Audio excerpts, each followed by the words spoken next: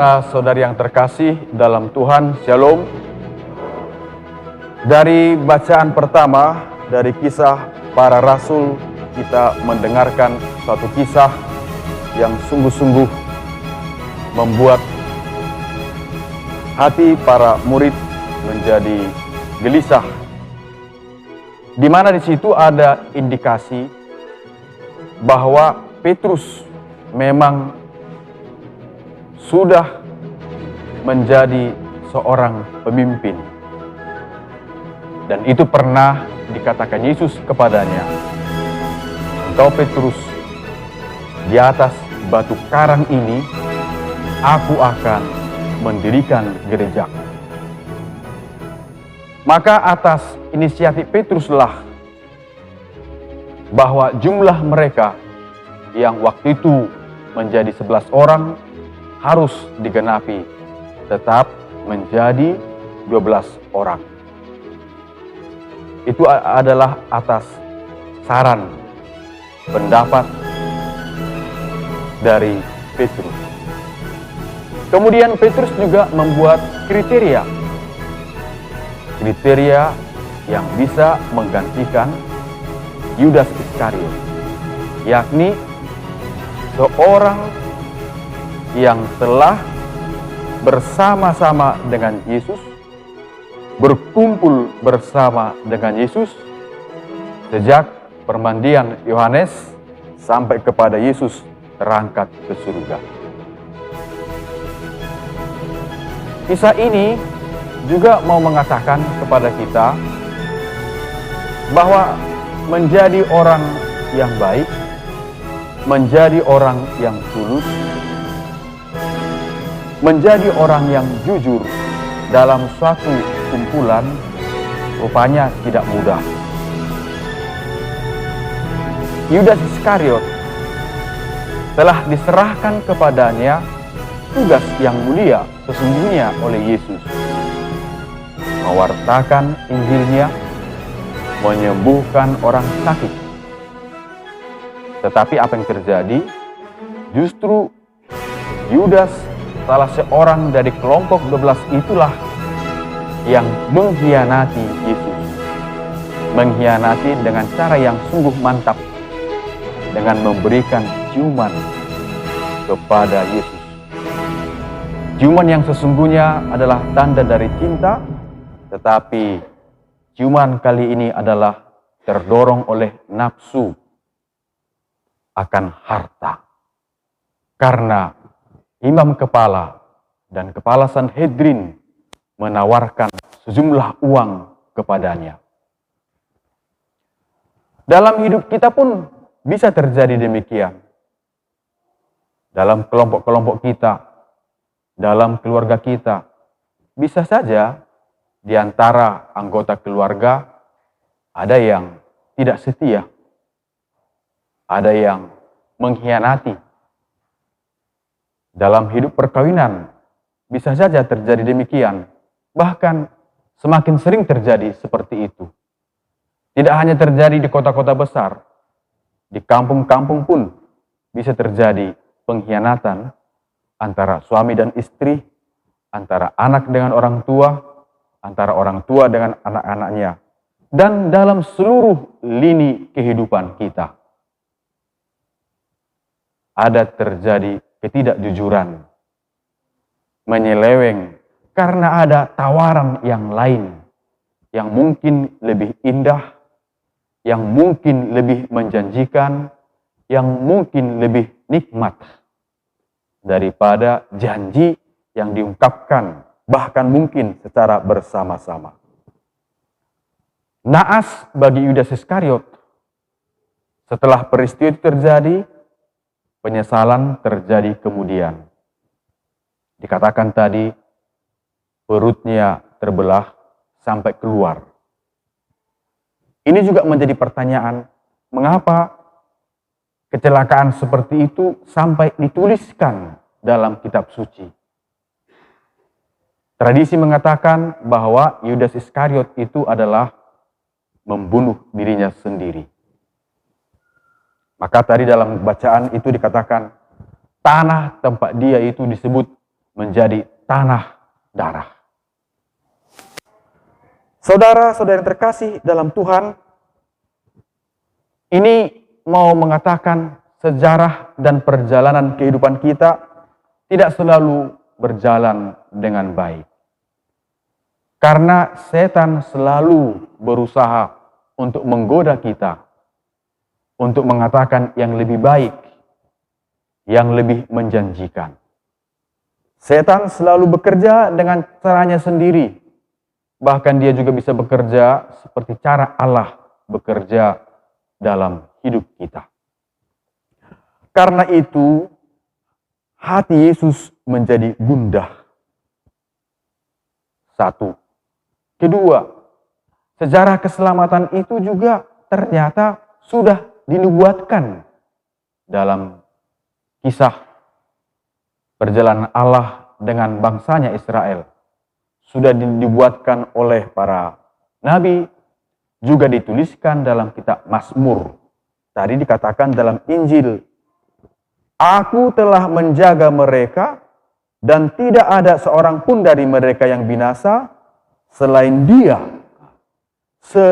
dia yang telah ditentukan untuk binasa supaya digenapi yang tertulis dalam kitab suci.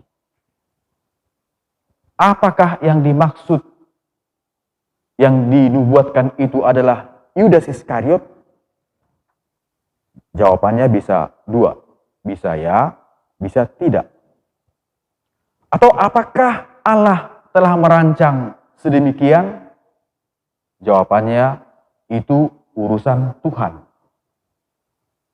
Tak bisa kita menduga, meramalkan apa yang mau dibuat Tuhan kepada kita. Tapi satu hal yang pasti ialah bahwa sejarah perjalanan hidup kita dipenuhi dengan dosa-dosa. Jadi kalaupun itu sudah dibuatkan, itu bisa diterima akal. Karena sampai sekarang Allah tetap bekerja, berkarya untuk menyelamatkan kita, untuk membebaskan kita dari dosa. Apa buktinya bahwa Allah tetap berkarya dalam hidup kita? Yesus sebelum ia terangkat ke surga selalu berjanji bahwa Aku akan tetap menyertai kamu sampai akhir zaman. Aku akan mengutus Roh Kudus kepadamu, Roh penghibur yang akan mengingatkan kamu akan apa yang pernah Kuajarkan kepada kamu. Saudara-saudari yang terkasih, maka kalau boleh saya mau mengatakan inti permenungan kita pada saat ini ialah marilah kita bergembira karena Allah senantiasa menguduskan, menyucikan perjalanan hidup kita. Bahwa kita bisa jatuh dan bangun dalam hidup ini, tetapi tangan kita tetap menengadah ke atas, supaya Allah tetap menguduskan kita.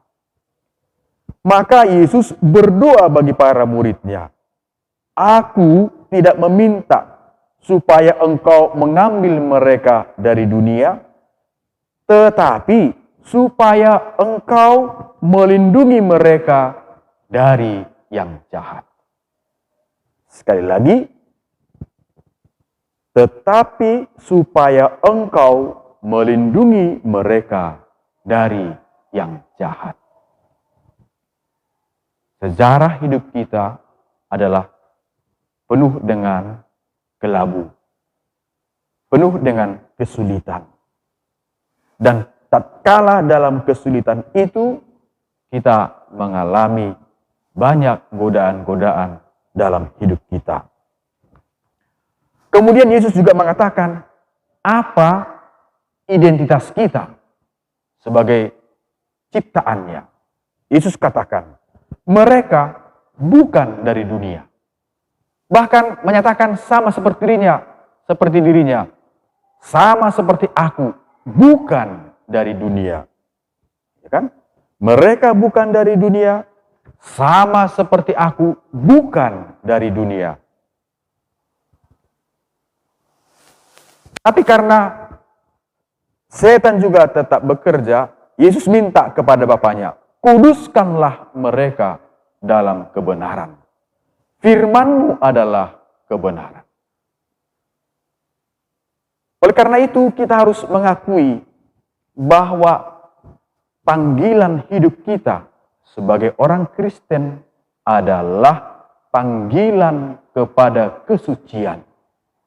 Baik status sebagai awam maupun dan terlebih-lebih sebagai orang yang secara khusus dipanggil, yaitu para biarawan biarawati.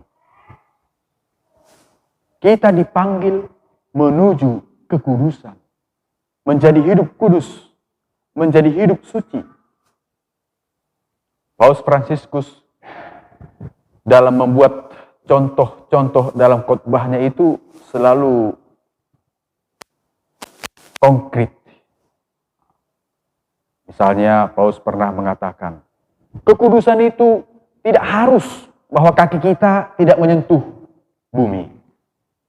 Kekudusan itu bukan berarti bahwa kita tidak bisa lagi senyum. Kekudusan itu seumpama seorang ibu yang pergi belanja ke pasar dengan cintanya membeli bahan-bahan untuk dimasak di dapur. Dengan sukacita dia pergi belanja. Maka kalian ibu-ibu itu sebenarnya lebih dekat dengan Yesus. Karena Paus telah memuji kalian. Dengan kata lain, apapun yang kita lakukan, yang kita kerjakan, kalau kita kerjakan dengan penuh sukacita, itu sudah jalan menuju kekudusan.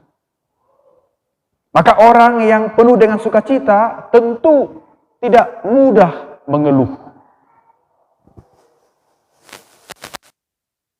mengesah, merdadi, tidak mudah putus asa. Tetapi selalu memberikan kesempatan kepada Tuhan bahwa Tuhan pasti akan bekerja, bahwa Tuhan pasti akan berkarya dalam hidup kita. Ini betul-betul harus menjadi pegangan dalam hidup kita. Akhirnya kita akan kembali kepada Allah. Mari kita berhitung-hitung dalam hidup kita. Sampai sejauh mana rupanya kita bisa membuat diri kita menjadi paling hebat di dunia ini. Akhirnya kita akan juga menjadi tua, juga akan dikunjungi oleh penyakit. Kerap kali juga penyakit ini tidak jelas.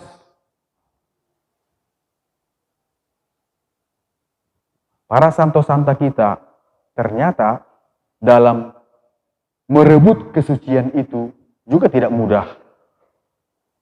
Ada juga, tidak sedikit juga para santo-santa menjadi kudus lewat jalan penderitaan karena penyakit dan banyak hal lain. Namun demikian, walaupun kita lemah, walaupun kita agak sensi dengan godaan, Yesus tetap memberikan kepercayaan, tugas, dan tanggung jawab. Apa kata Yesus? Sama seperti engkau telah mengutus aku ke dalam dunia, demikian juga aku telah mengutus mereka ke dalam dunia. Aku menguduskan diriku bagi mereka. Ini luar biasa ini. Siapakah dia yang adalah Maha Kudus? Masih harus menguduskan dirinya untuk kita.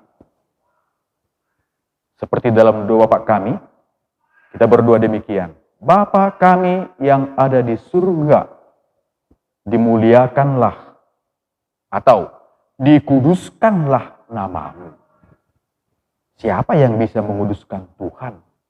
Dirinya lah serta-merta menguduskan dirinya sendiri. Untuk apa dia menguduskan dirinya? Supaya mereka pun, supaya kita pun dikuduskan dalam kebenaran. Apa yang mau kita simpulkan? Pertama, jangan pernah terkejut dan takut bila ada di antara kita akhirnya tidak setia dan mengambil jalan yang lain. Tetapi bukan menjadi kesempatan dalam kesempitan buat kita untuk bersenang-senang mengatakan, Tuhan ini mai, ala ni dosa ini, ya kan? Syukurlah, itu kan karena dosanya, maka dia seperti itu. Lalu kedua, apa yang kita lakukan? Kita tetap harus bekerja, berkarya. Dan dalam karya dan pekerjaan kita itu, kita menguduskan diri kita dan menguduskan dunia. Ketiga, dalam kelemahan, Allah tetap memberikan kepercayaan kepada kita, sekecil apapun itu, agar kita tetap layak dan pantas menjadi utusan, menjadi pewarta dalam hidup kita. Tuhan memberkati. Amin.